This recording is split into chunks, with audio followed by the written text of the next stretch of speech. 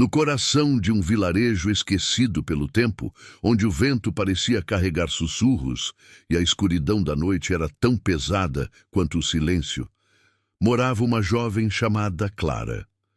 Desde que seu irmão mais novo, Miguel, havia falecido tragicamente em um acidente, Clara vivia atormentada pela culpa. Ela acreditava que deveria tê-lo protegido, e essa dor a consumia mais a cada dia.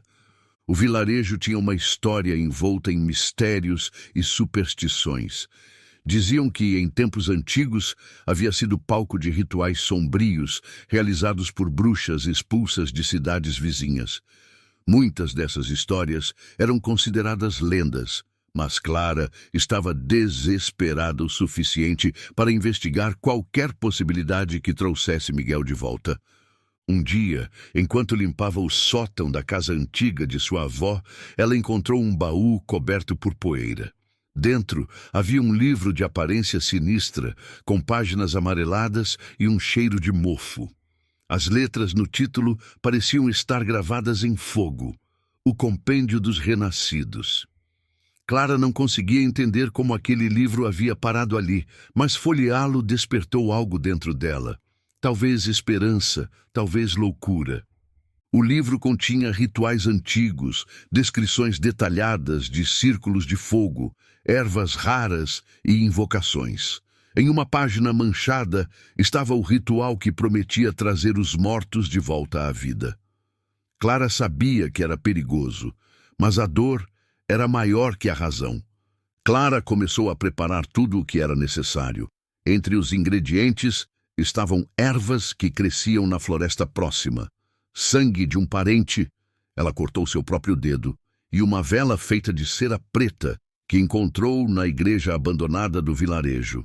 No centro do ritual, deveria haver um círculo de fogo desenhado com pó de cinzas de madeira queimada.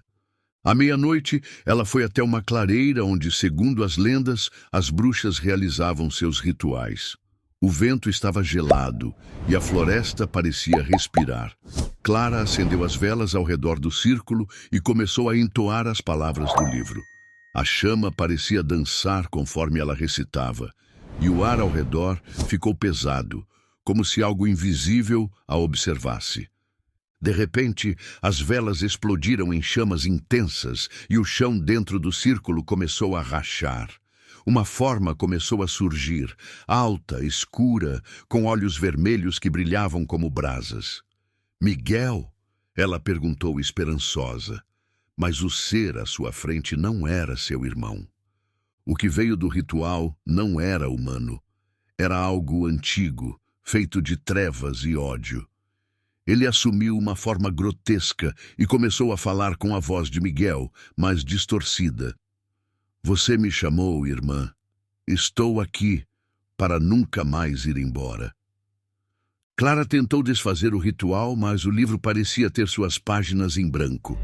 O ser se aproximou, e a cada passo a floresta ao redor parecia definhar. As árvores murchavam e o ar se enchia de um cheiro pútrido. Os habitantes do vilarejo contaram que na manhã seguinte a clareira estava em cinzas. Clara nunca mais foi vista, mas todas as noites dizem ouvir uma dança frenética de passos e risadas sinistras vindas da floresta. Se você ficou arrepiado com essa história, não deixe de curtir o vídeo e se inscrever no canal para mais relatos aterrorizantes como este. E se você conhece ou viveu algo sobrenatural, envie sua história para o nosso e-mail. Quem sabe ela não aparece por aqui? Relatos assustadores sobre um livro amaldiçoado sempre me pareceram histórias absurdas, inventadas para assustar crianças ou atrair turistas em busca de emoção. Isso até que um amigo meu, Vinícius, me convenceu a visitar uma livraria antiga no centro da cidade. Era um local escondido em uma viela estreita, onde o cheiro de mofo e o ar pesado faziam você se sentir como se estivesse entrando em outro mundo. Vinícius tinha ouvido falar de um livro peculiar, conhecido como o Livro de Cinzas, que supostamente continha feitiços reais usados por bruxos do passado. Apenas um golpe de marketing, pensei, mas concordei em acompanhá-lo. O dono da livraria, um senhor curvado e de olhos penetrantes, parecia relutante em vender o tal livro, como se estivesse entregando algo perigoso demais para simples mortais. "Vocês sabem o que estão comprando?" Ele perguntou, a voz rouca como o som de folhas secas sendo esmagadas. Vinícius riu e respondeu, "É só um livro antigo, certo?" Mas no fundo, o brilho em seus olhos mostrava que ele acreditava no contrário. Pagamos pelo livro e o levamos para a casa dele. Era uma obra volumosa, com capa de couro manchada e um cheiro peculiar de queimado. No centro, gravada em baixo relevo, estava uma inscrição em latim: Sinis animarum tenebris, cinzas das almas na escuridão. Naquela noite, sentados ao redor da mesa da sala, começamos a folhear o livro. As páginas estavam cobertas de textos em latim e símbolos que pareciam desenhados com carvão. Uma página chamou nossa atenção. Um feitiço chamado Evocatio Lucis Perditae, Invocação da Luz Perdida. A descrição era vaga, mas prometia revelar verdades ocultas e despertar energias adormecidas. Vinícius, sempre o cético curioso, insistiu em tentar o feitiço. Os ingredientes eram simples: velas pretas, sal grosso e algo chamado cinzas purificadoras, que ele improvisou queimando um pedaço de papel. Não acreditei que algo realmente aconteceria, mas participei por diversão. Assim que ele começou a recitar o texto em latim, o ar na sala pareceu mudar. As chamas das velas tremularam, apesar de não haver vento, e um som baixo, como sussurros, ecoou ao nosso redor. Eu ri, pensando que era algum truque, mas Vinícius ficou sério. "Você ouviu isso?" ele perguntou. Antes que eu pudesse responder, uma das velas apagou sozinha. Nos dias seguintes, coisas estranhas começaram a acontecer. O livro que Vinícius deixara sobre a mesa parecia mudar de lugar. Certa vez, encontramos uma página que antes estava em branco, coberta de palavras escritas em uma caligrafia que não reconhecíamos. Vinícius começou a ter pesadelos. Ele dizia que acordava no meio da noite, sentindo-se observado, mas o quarto estava vazio. A situação piorou quando ele me mostrou marcas de queimaduras em suas mãos, como se tivesse tocado algo extremamente quente. "É o livro", ele disse. "Algo nele, algo está vivo." Eu queria acreditar que era apenas paranoia, mas até eu comecei a sentir que havia algo errado. Certa noite, enquanto dormia no sofá da casa dele, acordei com o som de passos na sala. Quando me levantei, vi que o livro estava aberto no chão. E a palavra sanguinem, sangue, estava rabiscada em várias páginas. Decidimos nos livrar do livro. Levamos até uma fogueira que Vinícius improvisou no quintal e o jogamos no fogo. Para nossa surpresa, ele não queimou. As chamas pareciam evitar o objeto, como se algo o protegesse. Foi então que Vinícius, em um acesso de desespero, pegou o livro e tentou arrancar suas páginas. Mas ao rasgar a primeira, um vento forte surgiu do nada e as velas que tínhamos usado na noite do feitiço se acenderam sozinhas. Uma figura sombria começou a se formar no quintal, alta e indistinta, com olhos que brilhavam como brasas. "Vocês invocaram o que não podiam controlar", a figura disse, em uma voz profunda e ressonante. Vinícius gritou e a figura o agarrou, puxando-o em direção à escuridão. Eu corri, mas o som dos gritos dele ecoou na minha mente por dias. Quando voltei ao local com ajuda, tudo estava intacto. O livro havia desaparecido, assim como Vinícius. Depois disso, nunca mais toquei em nada relacionado ao ocultismo. Não sei o que aconteceu com meu amigo ou para onde ele foi levado, mas toda vez que vejo um livro antigo, sinto arrepios. Aquele livro, o livro de cinzas, era mais do que um artefato. Era uma armadilha, esperando por almas curiosas o suficiente para cair nela.